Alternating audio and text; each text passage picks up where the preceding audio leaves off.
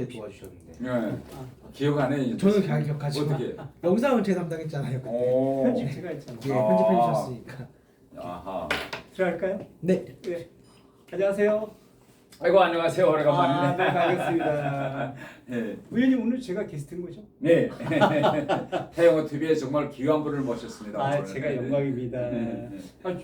궁금한 게 좀 많아가지고 네. 첫 번째 질문은 이제 의정 활동 외에 요즘은 이제 근황에 대해서 좀 소개 좀 네. 궁금한 게 좀 있어서요. 뭐 잘 아시겠지만 제가 21대를 강남 가면서 국회의원하고 그렇죠.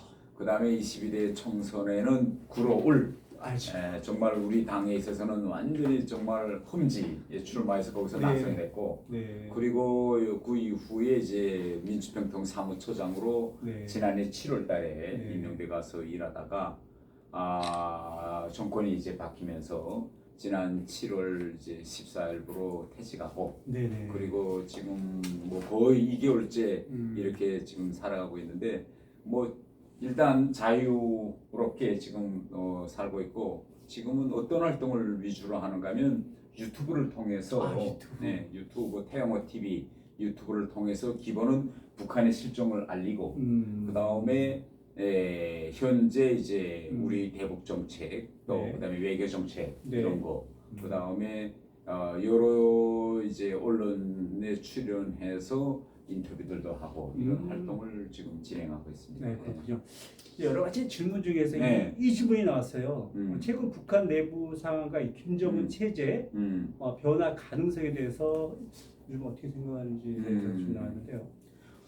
일단 지금 뭐 당장은 뭐 북한 체제가 크게 흔들리고 있다 이런 거는 지금 감지되지고 있지 않지만은 네. 가장 중요한 것은 최근에 이제 북중으로의 그런 연대가 강화되고 있음에도 불구하고 전반적인 대북 제재는 풀리지 않아서 북한 내부의 경제적 그런 어려움은 계속되고요 지금 있습니다. 네네.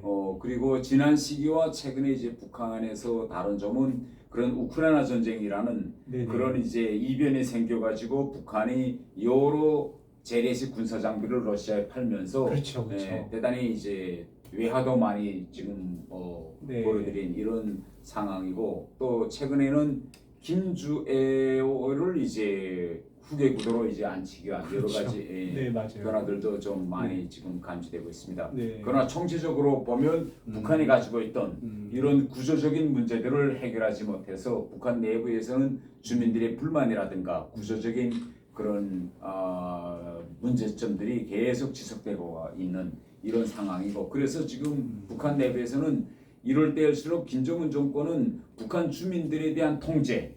그다음에 공포, 탄압 이런 걸 이제 더욱 강화하고 있는 아무래도 그럴 가능성이 높아지죠. 예. 네.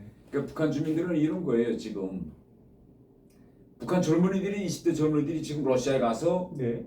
아니 이제는 죽어서 네. 시체가 돼서 비행기를 실려오거든요. 맞아요. 또 북한 TV에서 이걸 다 시체가 도착하는 거 다 보여줬어요. 네. 그러면 이제 북한 사람들도 머리가 많이 이제 그렇죠, 깨어났거든요. 그렇죠. 그러면 네. 20대 젊은이들이 저렇게 다른 나라에 가서 시체가 돼서 돌아오겠는데 아니 쟤들이 거저 가서 죽진 않을 거잖아. 그 그렇죠. 무엇인가 러시아가 북한에 뭘 주겠는데 그렇죠. 그러면 돈도 주고 군사기술 원조도 주겠는데 그게 다 어디 갔지?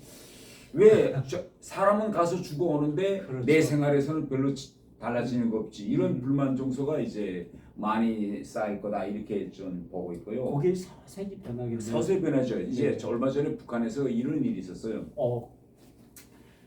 북한에 시체가 도착했습니다. 비행기로. 그쵸, 그거 맞죠. 그래서 관이 도착했어요. 관이 도착해서 일반적으로 통상적으로 사람이 죽어왔잖아요. 그렇죠. 그러면 절차상 장례식을 해야 되잖아요. 네, 해야죠. 장례식을 해야 되죠. 네. 그런데 북한은 장례식을 하면 이게 눈물이 바다가 될 것 같으니 장례식을 안 하고 훈장수여식이라고 했어요. 네, 훈장수여식 있죠. 그래서 관을 다 사진을 걸고 영웅이기 때문에 얘들한테 훈장수여식을 한다라고 훈장수여식으로 포장하고 김정은이 나가서 그 매 사진 죽은 북한군 병사들에 대해 사진에다가 훈장을 다 달아주는 퍼포먼스를 한 거예요. 네, 봤죠. 했는데 자 부모의 입장에서 또 아내의 입장에서 네. 아들이 또 남편이 네. 또 애들이 입장에서는 아버지가 죽어서 왔잖아요. 그러면 장례식장에는 당연히 장례복을 입고 가야 돼요. 그렇죠. 그런데 이건 뭐 훈장수식이다 해가지고 동네 잔치집처럼 맞아요. 색동적으로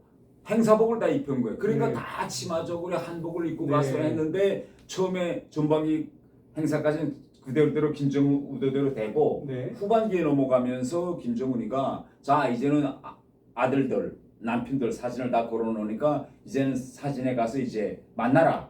그래서 이제 가족들이 네. 그 사진에 가서 만나는데 그 장면이 이제 북한 TV로 나왔는데 그때부터 완전히 아수라판된 거예요.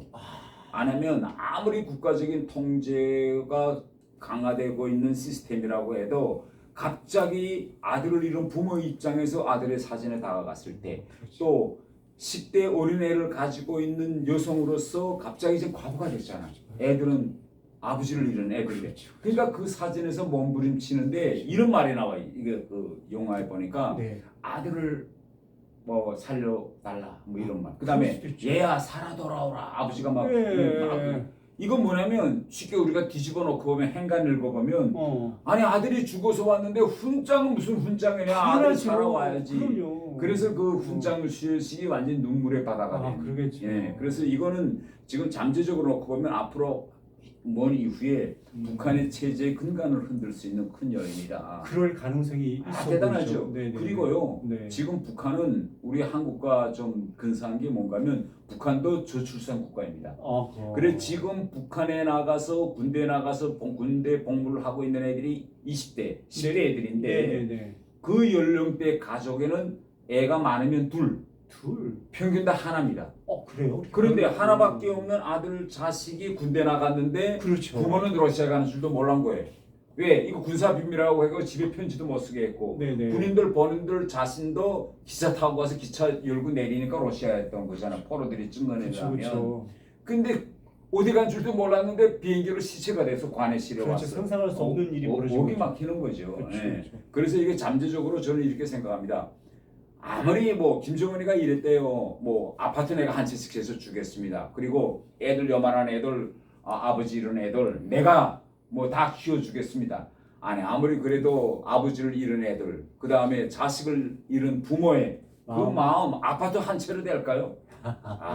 그래서 이건 앞으로 북한 체제가 이제 이 우크라이나 전쟁 때문에 지금 김정은은 우크라이나에 북한 병사들 보내가지고 돈 좀 벌어서 지금 좋아서 뭐 싱글벙글 하고 있던데 향후 이것이 이제 북한 체제를 흔들 수 있는 큰 잠재적인 저는 위협 요인이라고 생각합니다. 네 그런 것 같습니다. 사실 가족만큼 소중한 건 없잖아요. 그럼요. 지금 때가 어느 때에 아들이 죽어왔는데 아파트 한 채로 퉁 치려고 합니다.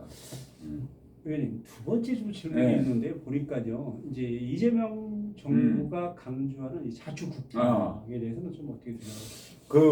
이게 지금 대단히 민감한 표현입니다. 왜냐하면 우리가 자주국방이라고 할 때는 국방 정책과 관련된 예산 편성과 정책 결정, 전략 작성에서의 자주입니다. 그런데 지금 자주국방이란 말을 마치도 한미 동맹 관계의 재정립이라든가 주한미군의 말하자면 의미가 별로 없는 우리 자체로 독자적으로 뭘 해보겠다 해서 자주국방이란 말을 독자적인 걸로 잘못하면 오해가 될 가능성이 대단히 큽니다. 그런데 지금 전 세계적으로요 솔직히 자기 나라의 안보를 혼자서 자주적으로 지키고 있는 나라는 없어요. 미국이 세계에서 제일 큰 군사 강국이지만 미국도 역시 해당 지역에서의 분쟁을 할 때는 미국이 그 지역 국가들과 협력합니다. 미국이 이라크하고 전쟁할 때 혼자 했습니까? 안 했죠. 아프가니스탄하고 할 때 혼자니까 아니죠. 다 지역 국가들과의 협의해서 지금은 자주국방 시대가 아닌 거예요. 다 그래서 여러 가지 이런 군사적인 협력 공조 체제를 시스템을 만들어 가지고 하고 있는 게 지금 현 시대입니다. 지금 우크라이나 전쟁이 지금 4년째 진행되고 있는데 우크라이나가 왜 땅을 떼었습니까? 혼자 싸우니까 떼온 거잖아요. 지금 만약 우크라이나가 나토와 같은 그런 군사 협력 블록에 들어갔다면 지금 같은 상황이 안 되는. 그래서 우리가 이 자주국방이라는 표현이 매우 지금 우리가 예민한 표현이고 두 번째는요. 이게 현실과 대단히 괴리된 그 표현입니다. 자. 자주국방이라는 건 우리 국민의 안전 안전과 영토를 지키기 위해서 필요한 거잖아요. 네네. 그럼 우리한테 가장 큰 주적은 북한입니다. 네네. 북한이 핵을 가지고 있어요. 그럼 그렇죠. 우리한테 자주국방을 통해서 북한을 억제할 수 있는 억제 능력이 있느냐? 우리는 핵이 없잖아요. 그러니까 어차피 우리는 미국이라는 핵보유국의 의지에서 북한을 억제하는 억제 기능을 수행해야 되는데 이걸 자주적으로 한다? 이거는 대단히 현실과 괴리된 이런 이제 표현이고 마지막으로 더 네. 중요한 문제는 우리나라에 지금 주한미군이 들어와 있습니다.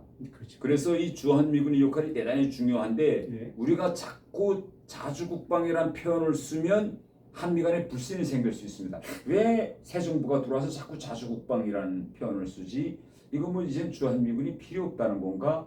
이렇게 불신을 가져올 수 있는 이런 요인도 있다. 그래서 저는 이렇게 생각합니다. 물론 이재명 대통령이 정치적인 목적으로 그런 메시지를 냈을 수도 있을 수 있어요. 정치적인 네네. 메시지로. 네네네. 그러나 이 안보 문제에서만은 네. 절대로 이거 정치적인 메시지와 안보 현실을 혼탕시켜 놓으면 안 됩니다.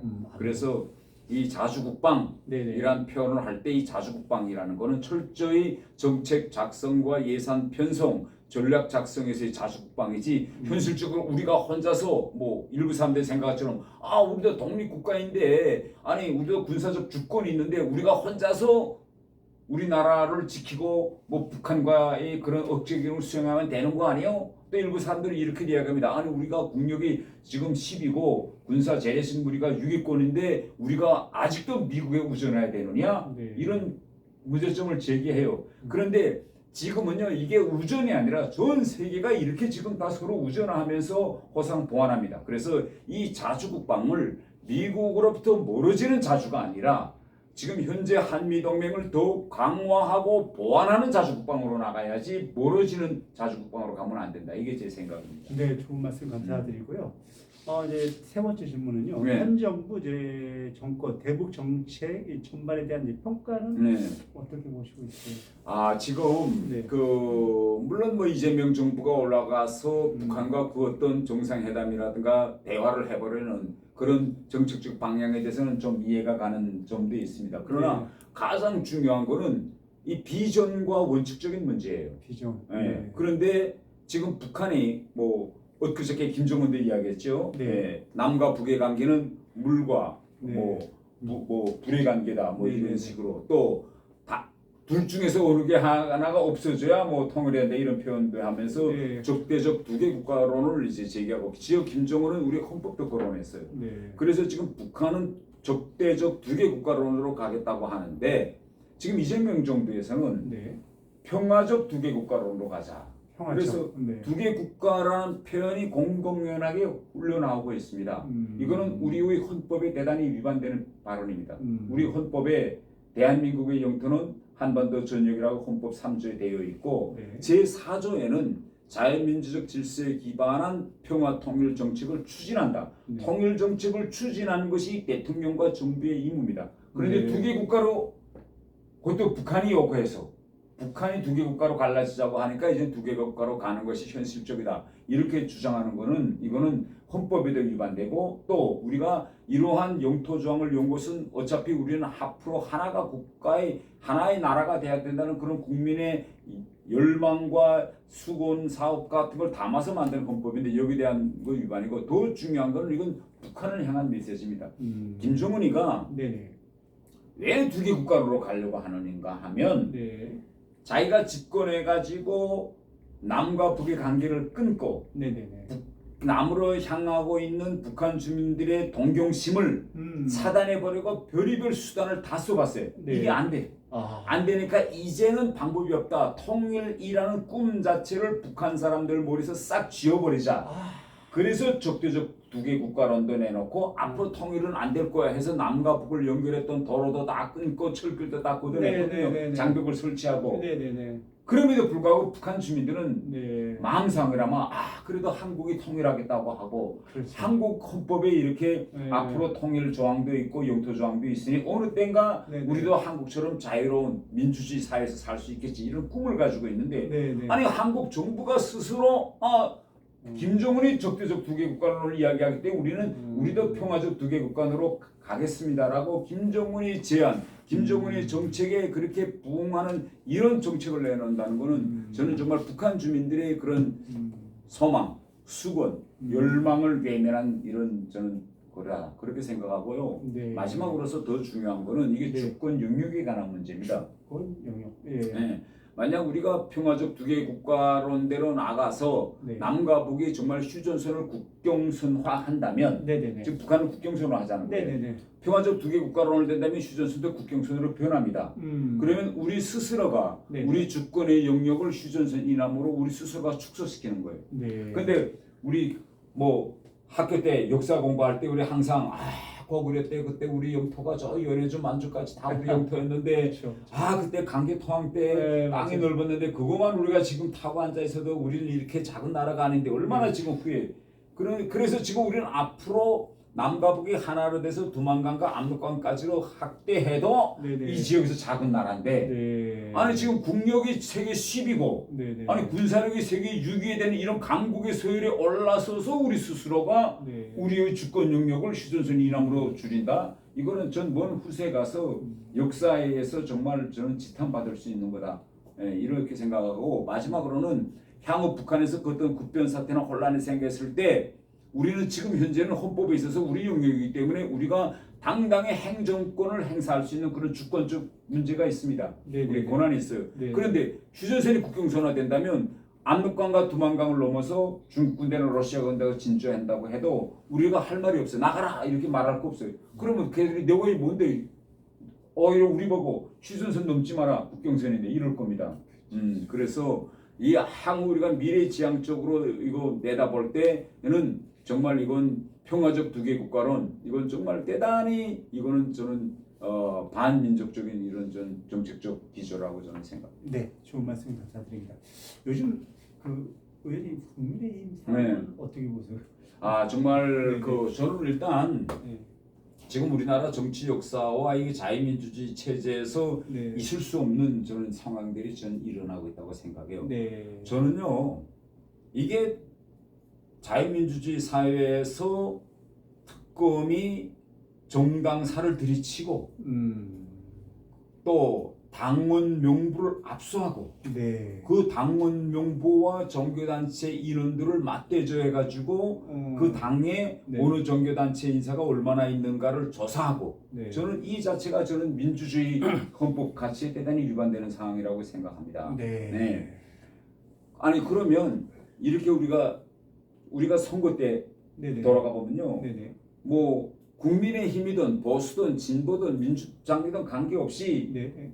아니 사찰도 찾아가서 인사하고 네네. 모든 교회 다 찾아가서 정교인들의 표를 얻으려고 정말 나도 일요일 날이면 우리 강남 갑에 큰 대형교회들 많으면 선거차 고개 앞에다 놓고 네. 교회에서 예배 보고 나오시는 분들 앞에서 막 춤도 추면서 표 네네. 뽑아달라고 하거든요. 그렇죠. 지지 선언을 이건 왜 그러는가 하면 예, 예. 그만큼 우리나라에서 정교인들이 어느 당을 지지하느냐가 대단히 큰 역할을 넣은 겁니다. 그림이죠. 네네. 그리고 정교인은 정당 생활하면 안 됩니까?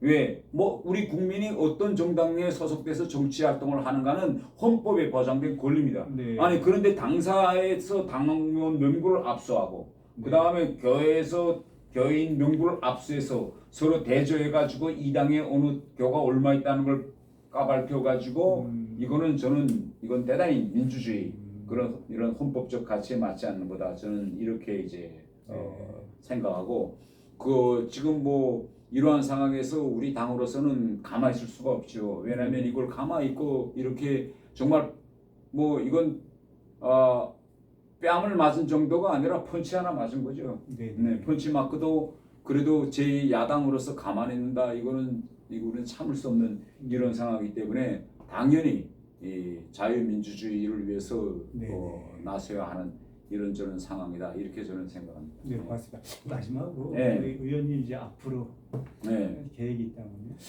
우선 저는 가장 중요한 건 지금 1단계는 제가 완 코리아 운동을 벌이고 있습니다. 완 코리아. 왜냐하면 지금 현 상황을 그대로 우리가 방치한다면 남과 북의 관계는 두 개 국가 관계로 고착되고 앞으로 지금 상황이 계속된다면 헌법까지도 개헌해가지고 영토조항이나 음. 통일조항 3조와 4조가 없어질 수도 있는 네, 이런 네. 상황입니다. 네, 네. 그래서 저는 저희 현 시점에서 우리는 절대 두 개 국가가 될 수 없다. 예.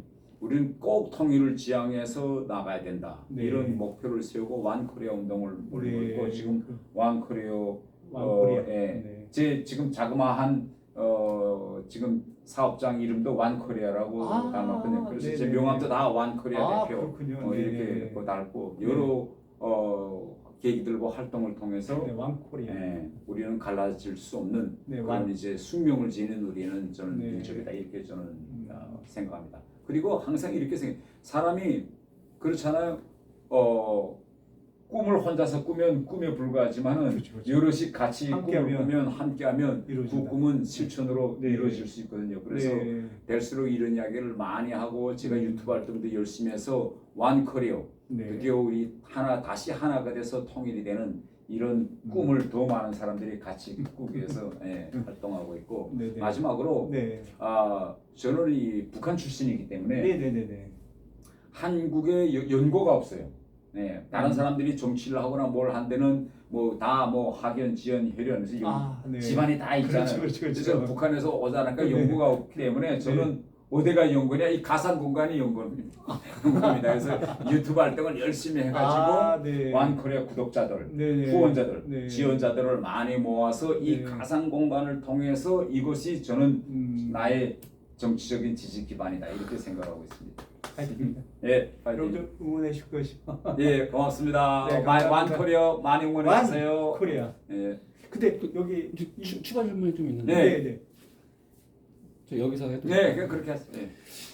저 태영호 의원님께서는 이제 북한에서 오시고 누구보다도 그 이제 북한의 이제 수뇌부나 이런 네. 동향이나 뭐 그들이 생각하는 어떤 마인드, 생각, 관념 같은 거를 좀 잘 알고 있다고 이제 생각드는데 지금 예전부터 궁금했던 거는 지금 그 40, 50 세대, 60까지 해서 그 이제 그 데모 예전에 젊었을 때 데모를 많이 했던 그 세대가 이제 북한의 주사파 교육이나 뭐 이런 거를 이제 암암리에 받기도 하고 그 사람들이 지금 정권을 잡은 거랑 마찬가지죠. 그리고 거기에서 파생돼서 이제 또 자생적으로 국내에 뭐 북한의 연고가 없으면서도 자생적으로 주사파가 된 그런 세력들이 또 있단 말이죠. 그러면은 이런 세력들이 남한에서 이렇게 활동을 하고 뭐 북한을 찬양하거나 반미 활동을 하거나 뭐 그런 이제 활동들을 하고 있는데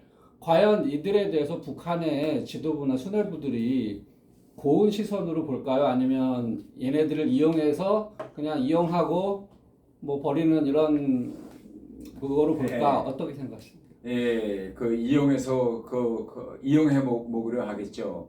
지난 시기에 그 우리 주사파의 대부라고 강철에 서신 김용환 씨라는 분이 있었어요. 그래서 모든 주사파의 모든 이론적 말하자면 대부로서 그걸 정리하신 분인데 계속 서울대 출신으로서 그땐 주사파를 이끌었죠. 그리고 김일성이가 잠수함을 보내가지고 그분을 평양에 초청했습니다. 평양에 갔어요. 갔는데 여기서 떠나기 전에 모든 주사파들이 모여가지고 북한에 가면 뭘 물어보고 뭘 보고 올 거냐 다 리스트를 만들어가지고 북한에 도착했습니다. 북한에 도착해가지고 북한 지도자들하고 만났는데 그분이 우리가 지금 한국에서 이러이러한 거 궁금해서 가지고 왔습니다라고 말하는데 딱 그분한테 뭐라고 이야기했는가 하면 주체 사상은 논쟁의 학문이 아닙니다. 이렇게 이야기한 거예요.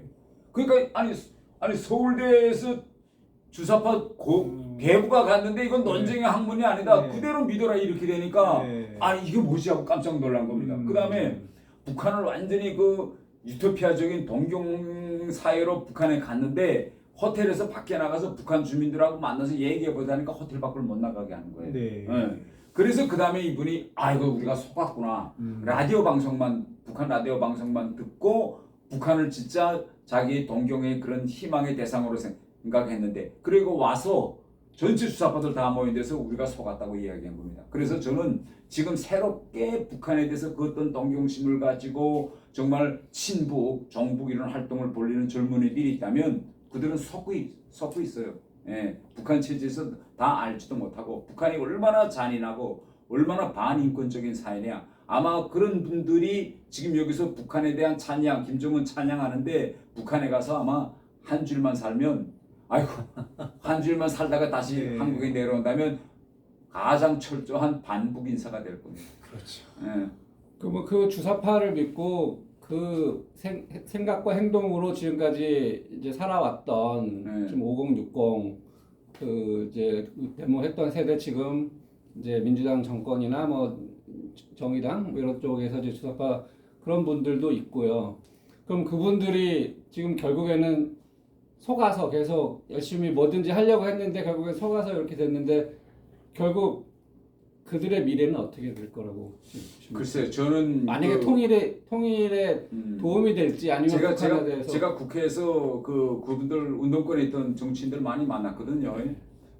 그런데 실질적으로 그럼 지금도 그분들이 자기들이 20대, 30대 때 생각했던 그런 북한의 체제에 대해서 지금도 그렇게 믿고 있느냐 저는 그렇게 생각하진 않아요. 예. 왜? 이미 이제는 남과 북은 지난 수십 년 동안의 이런 체제 경쟁을 통해서 어느 체제가 좋다는 것이 다 드러났고 지금 우리나라의 국력 같은 거는 북한에 비해서 60대, 70대입니다.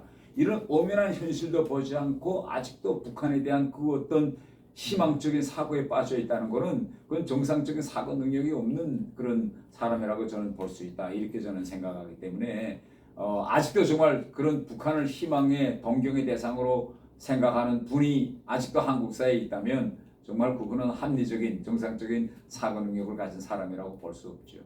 북한 쪽에서도 당연히 우습게 보겠네요. 북한도 스스로 합니다. 북한 체제가 아니, 얼마나 그러니까 황당한 시스템이라는 북한 거. 지도부나 수뇌부가 그들을 볼 때 그들을 볼 때 황당하게 생각하는 거죠. 예. 북한 스스로도 자기가 정말 얼마나 낙후하고 이 북한 체제가 얼마나 모순적인 체제라는 걸 알고 있는데 밖에서 그 체제가 좋다고 손뼉치는 사람이 있다면 얼마나 황당하다고 생각하겠습니까? 그렇죠.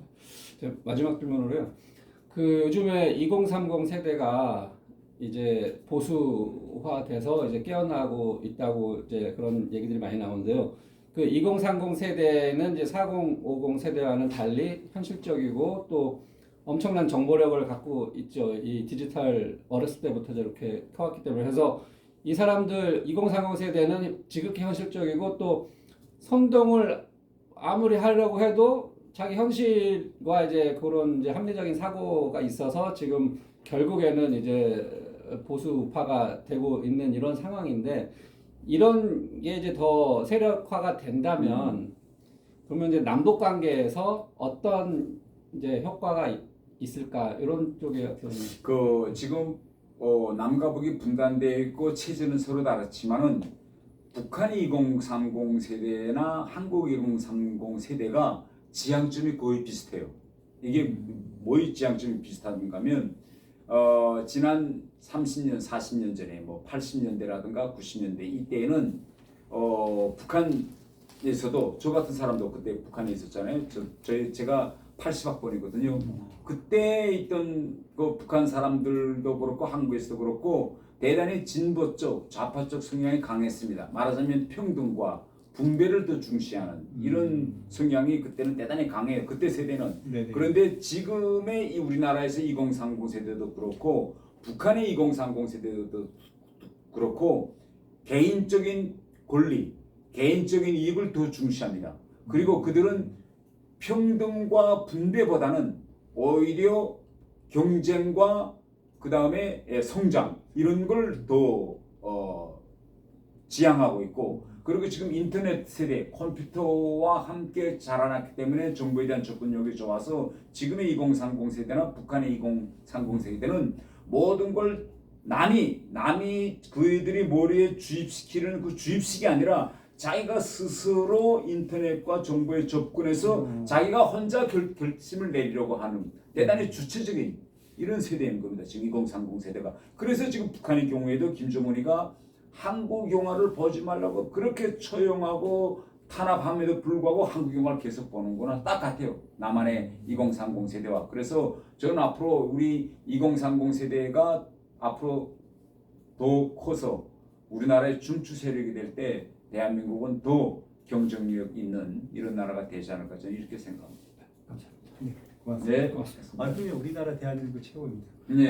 오늘 감사합니다. 예, 네, 고맙습니다. 감사합니다. 네.